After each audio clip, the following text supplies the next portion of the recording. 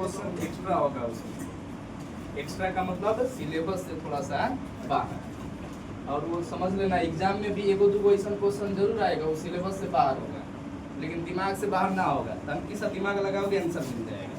अच्छा ये बताओ, एचसीएफ निकालना पता है ना तो अभाज्य गुणनखंड से मान लो 12 और 18 का एचसीएफ निकालना है, तो 12 का अभाज्य गुणनखंड करोगे 2 गुणे 2 गुणे 3 कितने होता है 9 2 गुणे 4 2 गुणे 2 गुणे 3। अगर तुम 18 का करते हो तो 2 गुणे 3 गुणे 2 3 6 6 18, सही है ना। दोनों में जो मिल जाता है उसी को क्या कहते हैं एचसीएफ में क्या मिल रहा है 2 और 3 2 3 6, पता है ना ऐसे। अभी हम बता दिए कि ये कॉमन वाला मेथड है अभाज्य गुणनखंड विधि, इससे क्या निकाला जाता है। देखो ध्यान पूर्वक बढ़िया से समझ लो, अभाज्य गुणनखंड विधि से एचसीएफ भी निकाला जाता है और एलसीएम भी। अगर इसका एलसीएम कहेगा ना तो जो जो कॉमन आया है एक बार लिख लेंगे, 2 और 3 कॉमन आया है ना, और जो छूट गया है उसको भी गुणा कर दो। छूटा क्या है 2 और 3, तो 2 गुणा 3 कितना हो जाएगा वो 36। गुणा करने पे कितना आ जाएगा, तो ये एचसीएफ हो गया, ये एलसीएम हो गया। इसका जांच करना भी बताए थे। जांच करने का सूत्र क्या होता है, इधर से एक भी लड़की का आवाज नहीं आ रहा है।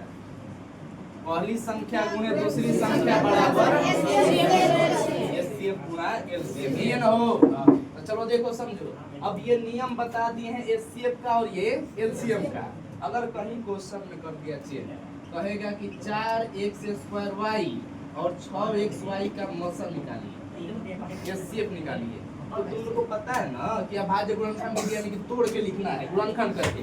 तो गुणनखंड करो ना, 4 है ना पहले, तो 4 का गुणनखंड है x² का x गुणा y है अकेले ना गुणा ना कर पाओगे, कैसे गुणनखंड भाई 6 का क्या होता है 2 गुणे x गुणा x गुणे y। देखो तो क्या मिल रहा है 2 मिल रहा है दोनों में, x मिल रहा है और क्या मिल रहा है 2xy। एचसीएफ कितना हो गया 2xy।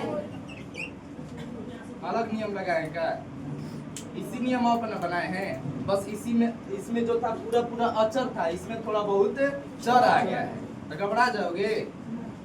बन जाएगा सब जो है प्रश्नावली 3.1 कंप्लीट हो चुका था। उसमें जो तीसरा क्वेश्चन था समीकरण बना के छोड़ दिए थे, ग्राफ तुम लोग को खुद से बनाना था, यही ना। अब बन जाना चाहिए, अब जिससे ना बनेगा वो ना तो मैथ पढ़ना छोड़ देना, कुछ फायदा नहीं होगा। अब शुरू करते हैं प्रश्नावली 3.2 क्वेश्चन नंबर पहला में 2 क्वेश्चन है। क्वेश्चन को क्या रहा है पहले क्वेश्चन पढ़ लेते हैं, ठीक है। कह रहा है कि निम्न समस्याओं में बात हो रहा है, निम्न समस्याओं में रैखिक समीकरण युग्म बनाइए। जो समस्या लिखा हुआ है नीचे ना उसको पढ़ के क्या बनाना है रैखिक समीकरण युग्म, और उन्हें ग्राफीय विधि से हल कीजिए। यानी कि समीकरण बना के क्या करना है उनका ग्राफ बनाना है। तो चलो पढ़ते हैं पहले का क्वेश्चन, एक्सरसाइज 3.2 का पहिला यही ना हो। कह रहा है कि कक्षा 10 के 10 विद्यार्थियों ने, यानी कि 10 क्लास का क्लास चल रहा है, उसमें कितने स्टूडेंट हैं टोटल 10 गो हैं विद्यार्थियों ने एक गणित की पहेली प्रतियोगिता में भाग लिया। बहुत सारा प्रतियोगिता होते रहता है, दौड़ का, पहेली का, इंग्लिश का, जीके का, ये जिसे बाल मेला कहते हैं, बाल मेला में होता है ना दौड़ का प्रतियोगिता, तो उसमें पहेली प्रतियोगिता है उसमें भाग लिया।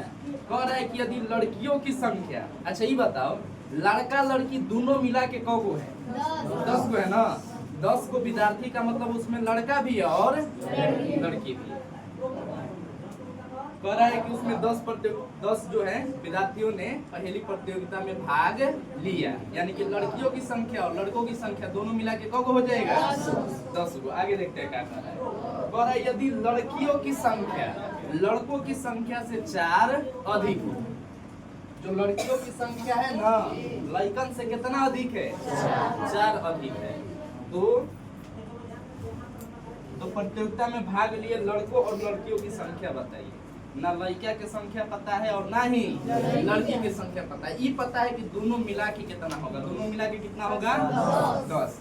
तो हम लोग क्या करेंगे, शुरुआत पता चल गया ना, माना कि लड़कों की संख्या 1 तथा लड़कियों की संख्या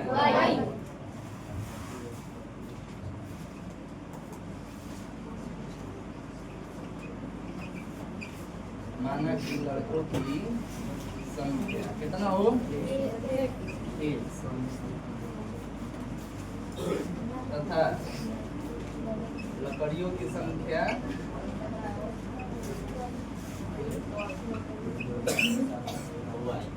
ठीक है ना, बन जाएगा यहाँ तक।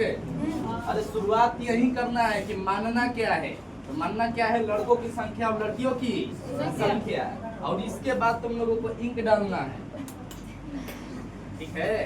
इंक डालने के बाद फिर से समीकरण बनेगा। अब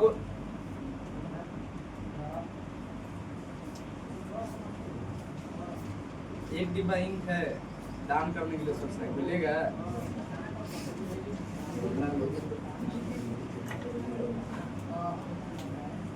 घर पे ट्राई किए हो कि नहीं उड़वा जो बनाने के लिए? ये बना हुआ है ये वाला क्वेश्चन।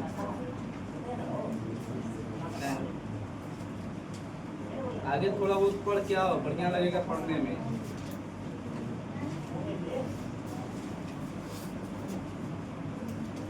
मैथ का मतलब ये नहीं होता है कि हम बोर्डवा पे बनाते जाए तुम छापते जाओ, समझ में आ रहा है, बस खुश होता है।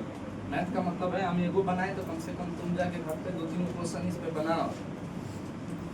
उदाहरण है ना 3.1 का, उदाहरण बनाओ अपने से। चलो देखो, अब प्रश्न में जो कह रहा है वो लोग हम लोग हल करेंगे, ठीक है। प्रश्न से 2 स्थिति होगा, इसमें स्थिति एक ही तुम लोगों को दिखाई देता होगा, एक और स्थिति है इसमें, लड़का और लड़कियों दोनों की संख्या मिला के कितना 10। तो प्रथम स्थिति यही है कि कक्षा 10 में 10 गो विद्यार्थी है, यानी कि अगर है लड़का X और लड़की Y दोनों को जोड़ देंगे तो समीकरण कोई दिक्कत है, एगो मिल गया। दूसरा का जोड़ते हैं टच करके, स्थिति 2। अच्छा ये बताओ, क्वेश्चन समझ में थोड़ा, लड़कों की संख्या, लड़कों की लड़कियों की दिया है पहले, लड़कियों की संख्या लड़कन से 4 अधिक है, तो बताओ उस क्लास जो 10 गो है टोटल, 10 गो में लड़की ज्यादा है कि लड़कन ज्यादा है? लड़की ज्यादा है। साफ बोल रहा है, साफ शब्दों में कि लड़कियों की संख्या जो है लड़कन से 4 अधिक है, यानी कि लड़की की संख्या अधिक है ना। तो चलो बताओ, जब अधिक है तो X बड़ है कि Y बड़ है? Y बड़ है ना। अब हमको इन दोनों को बराबर करना है, तो बराबर कब हो सकता है?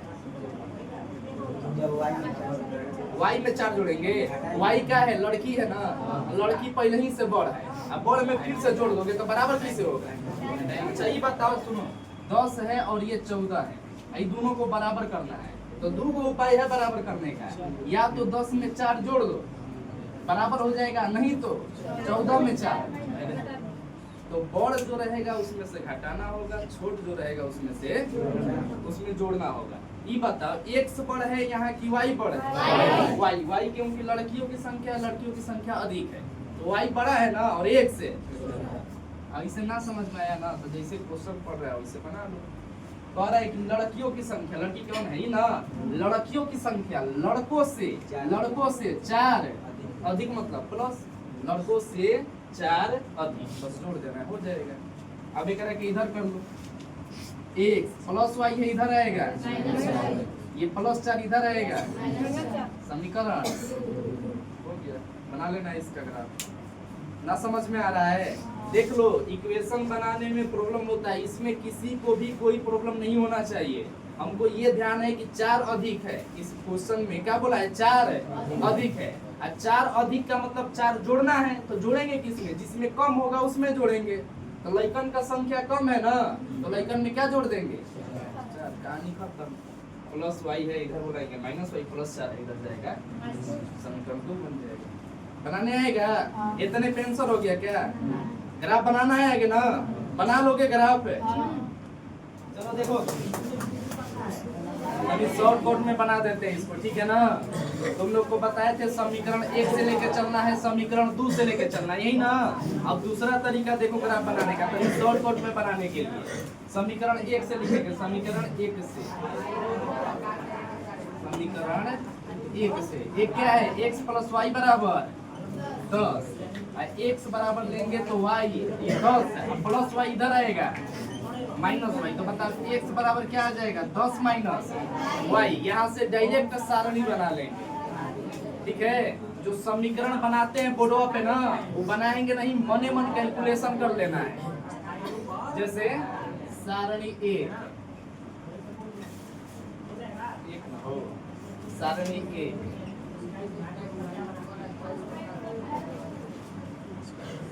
x का मान और y का मान।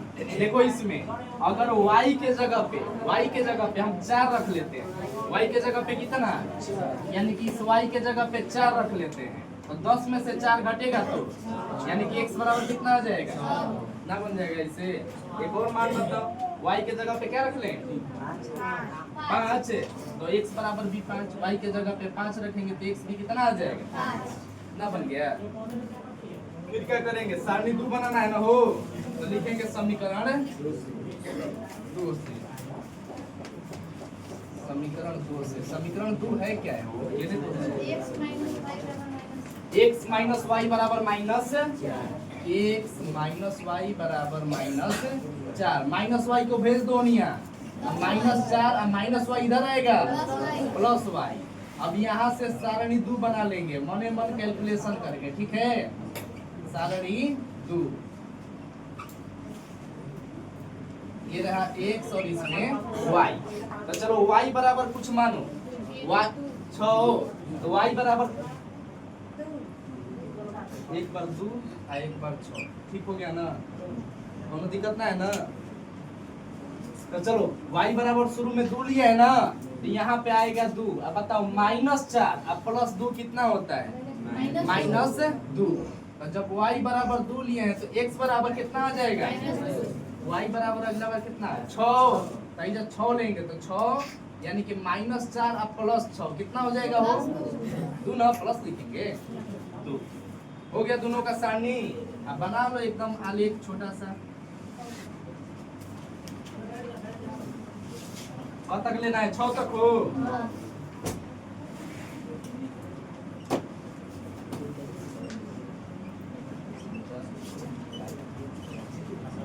कौन 10 तक ला दिया है वो, क्या लाया 10 तक, रवि माइनस वाला लिख लोगे, लेकिन काम है कहाँ तो माइनस का लिखना पड़ेगा, एक जगह -2 आया है ना।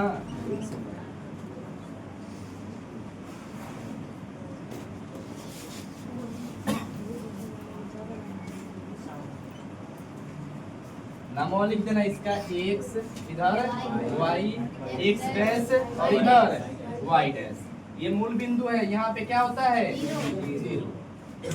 चलो सारणी 1 का लेख, जब x बराबर 6 तो y बराबर 4, x 6 यहाँ पे ना हो, y 4 कहाँ पे, यहाँ पे।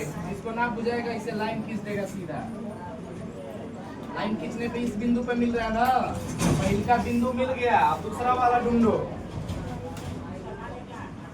दूसरा वाला क्या है 5 और 5, x बराबर 5 और y बराबर भी 5, ऐसे मिलेगा ना हो।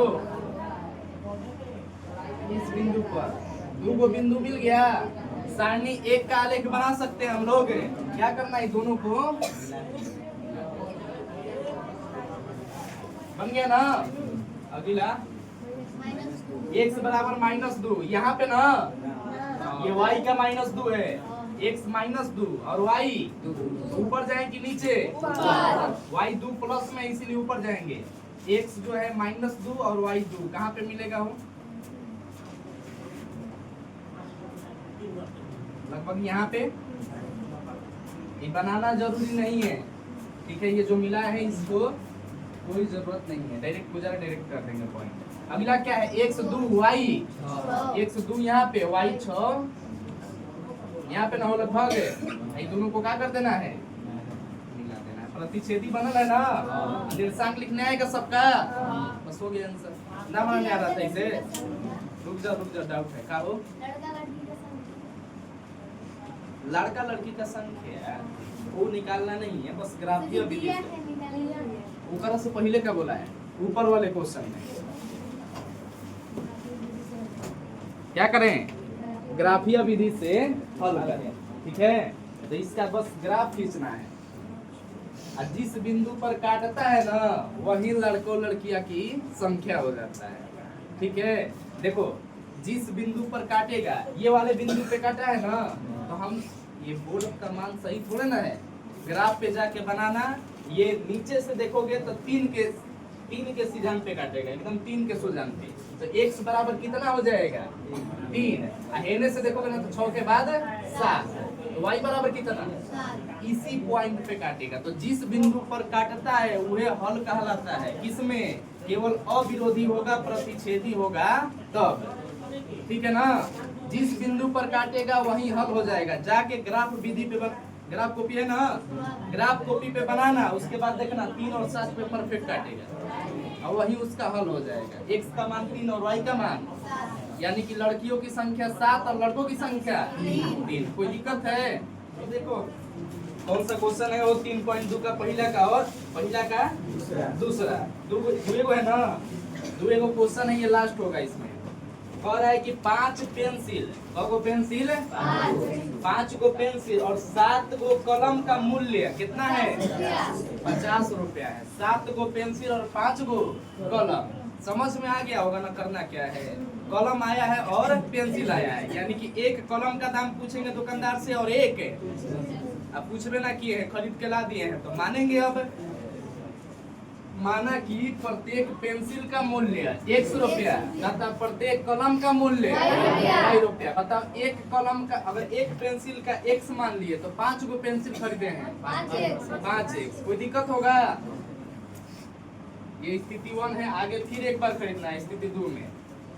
क्वेश्चन नंबर 2 क्या करना है, शुरू में पेंसिल का मूल्य मान लेना है। माना कि प्रत्येक पेंसिल का मूल्य, प्रत्येक पेंसिल का मूल्य कितना 100 रुपया। ठीक है, तथा प्रत्येक कलम है ना हो, तथा प्रत्येक कलम का मूल्य कितना y रुपया। अब देखेंगे प्रश्न में, प्रश्न में 2 स्थिति है तो लिखेंगे प्रश्न से स्थिति 1। प्रश्न से स्थिति नंबर 1। स्थिति 1 में क्या कह रहा है, 5 गो पेंसिल, एक पेंसिल का दाम 1 पेंसिल का दाम 100 रुपया, एक पेंसिल का दाम 5 गो का 5x। और बताओ एक कलम का मूल्य y रुपया है, एक कलम का मूल्य तो 7 गो का 7 बोला है ना हो, 7 कलम का मूल्य तो प्लस 7y, और दोनों मिला के क रुपया देना है 50। हो गया समीकरण। दिक्कत हो रहा है किसी को? समीकरण 1। अब आ जाओ स्थिति 2 में, देखो तो आगे पढ़ो तो क्या कह रहा है इसमें, 7 गो पेंसिल। आगे देखो क्या कह रहा है, जबकि 7 पेंसिल तथा 5 कलमों का मूल्य। अब खरीदना है 7 गो पेंसिल, तो एगो पेंसिल का 1 तो 7 गो का, और 5 गो कलम यानी कि 5, और दोनों मिला के क रुपया समीकरण बता ले ना बन जाएगा। दिक्कत हो रहा है किसी को? समीकरण तक बना के छोड़ दो, आगे होमवर्क में अलग बना लेना। इसका पूरा बना दें, कुछ फायदा नहीं होगा पूरा बनवाने से, फिर छापोगे खाली। घर से बना लेना, नहीं बनाने आएगा कल फिर से समझा देंगे।